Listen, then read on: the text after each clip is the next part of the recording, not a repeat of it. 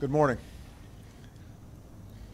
Every day, all across the world, American diplomats and civilians work tirelessly. November 6, 2012, Barack Obama was re-elected as the President of the United States.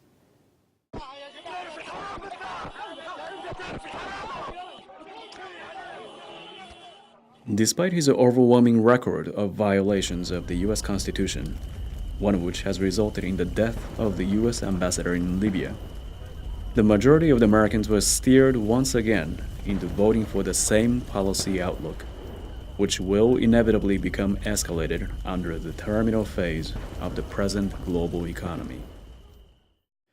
This electoral result demonstrates the mindset of not simply the American voters, but the growing number of the population in the world that can be swayed so easily by the popular opinions.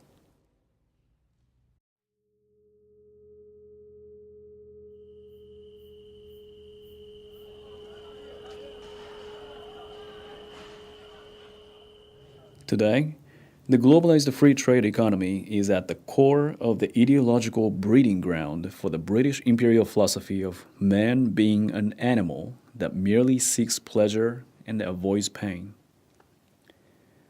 Since the assassinations of the American leaders such as President John F. Kennedy, this image of man has become the dominant paradigm, particularly among the advanced sectors of the world, namely the United States, the Western and Central Europe, Japan, and so forth. This paradigm has been spread at an exponential rate, especially since the surge of internet and related subcultures.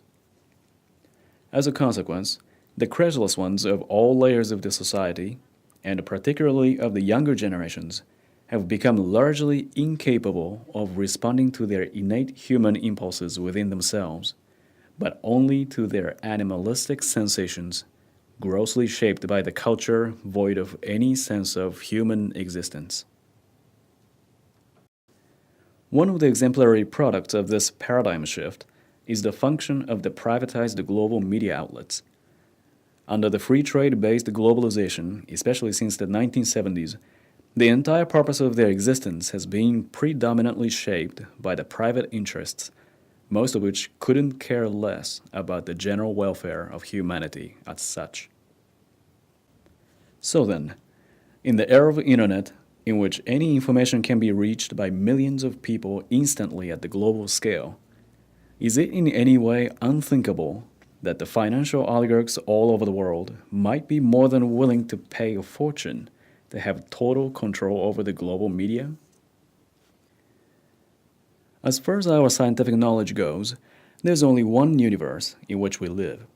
However, the same world appears to be quite different through the lens of diverse media. According to the picture that the mainstream media has been painting for years, the humanity has already reached a turning point in history where it must start heading backward in terms of progress in order to fit mankind in the ideological jungle in which we must compete for our own survival just like any other animal. The environmentalist movements all around the world are in essence the direct offshoots of this ideology, most of which fundamentally demand the reduction of human population on the planet through technological retrogression and the imposition of lower energy flux density, as in the case of solar and wind power, as opposed to nuclear. Likewise, we are constantly bombarded with the idea that the free citizens must not only reject authoritarians who impose their arbitrary will upon us, but also embrace democracy, which is intended to create an utopian state of self-determination by the people under the auspices of the international oligarchs. Thank you. No, that's enough. Yes, stop.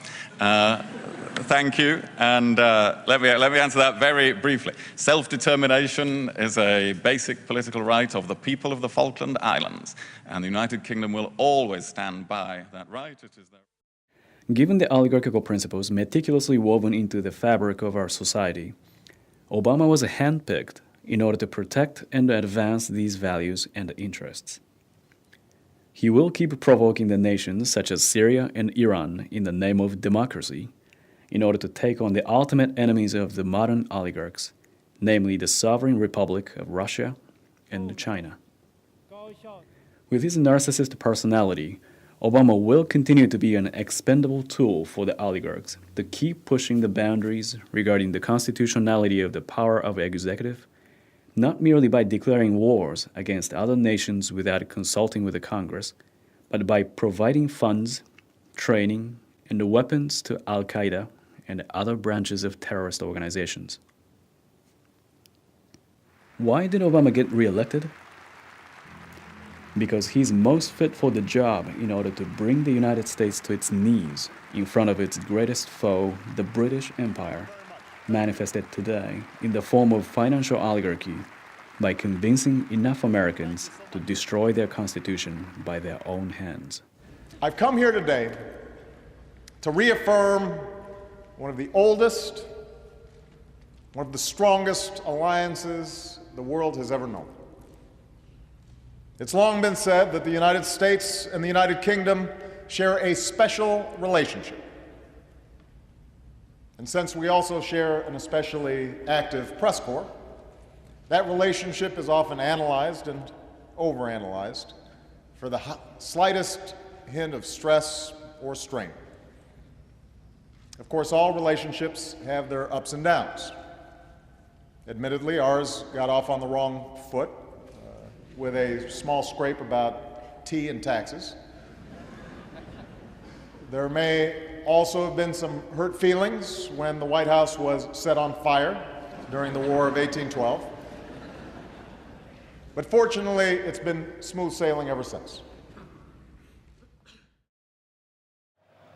While the idea of regulations of any kind in the free market has for decades been treated, particularly in the advanced sectors of the world, as an absolute taboo or despicably uneducated nonsense, the reality of the physical breakdown of the entire global economic system has forced some nations to rethink what has been provided as the successful models for their future. The nation of Argentina, which has overcome the worst sovereign default crisis in history, is now setting a precedent by having declared war against the private media monopolies that it has suffered during both the era of the right-wing dictatorship in the 1970s and 80s and the subsequent radical free trade era of the 90s. The law of audiovisual media services has been enacted by the Argentine Congress on October 2009, aiming to deconcentrate the power of the private media conglomerates and to universalize the utilization of new information and communication technologies.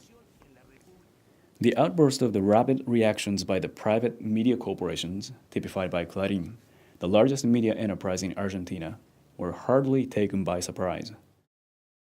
They immediately formed a political campaign against the law and eventually gained an injunction in order to refrain from complying with it for an indefinite period.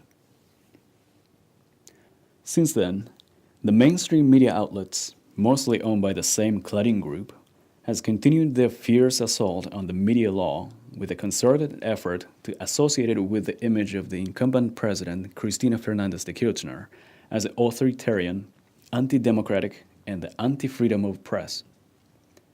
Some of the most influential media personnel have intended to label the president as dictator, insinuating the most recent and the most brutal dictatorship in the history of Argentina during the period from 1976 to 1982,